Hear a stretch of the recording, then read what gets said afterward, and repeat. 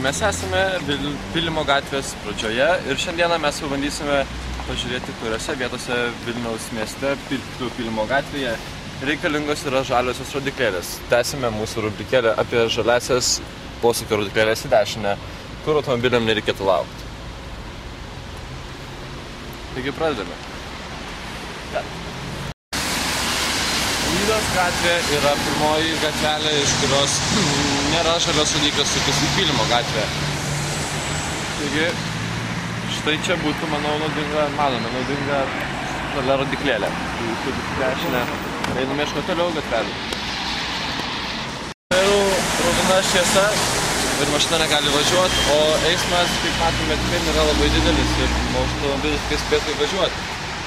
O mes esame Pylimo gatvėje antrojoje sankryžoje, taipogi negali automobiliai važiuoti.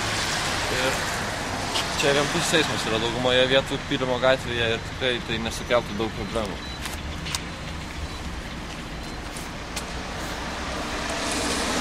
Taip pat abevažiuoja, o štai šitas taksi po mūsų jau filmavimo pradžios tebe stovi ir tebe laukia žaliosios šviesos.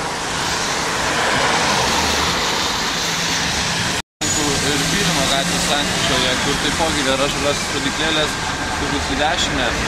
Galėtume pastebėti tai, jog eismas Pylimo gatve nuo stoties pusės yra tikrai labai nedidelis ir automobiliai drąsiai galėtų suktis žaliosios rodyklėlės pagalba į dešinę. Tačiau vėl šių rodyklių mes nematome ir jų nėra. Automobiliai laukia ir su jie prastovi čia gan ilgą laiką, leisdami vos kelias mašinas.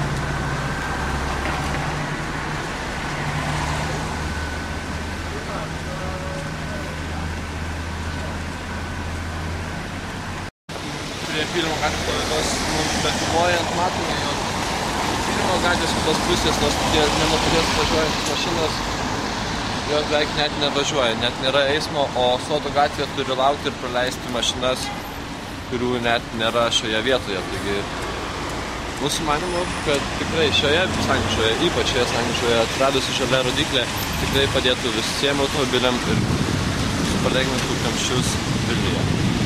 Taigi, kaip matome, iš senamiesčio važiuojančios Pylimo gatve mašinos yra tik viešojo transporto, o jos nusuka prieš Sodo ir Pylimo gatvės sankryžoje ir šis tarpas nuo stoties gatvės iki Sodo gatvės yra visiškai nevažiuojamas ir automobilių čia net nėra, o Sodo gatvės automobiliai negali suktis į dešinę.